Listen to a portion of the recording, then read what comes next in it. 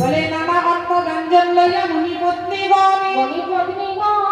যেখানে বসিয়া নামে কানো ঘন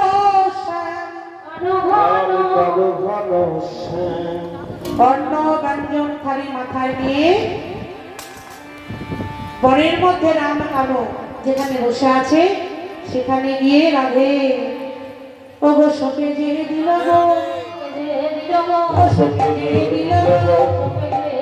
গো অন্ন সহ বন সপে যে দিল গো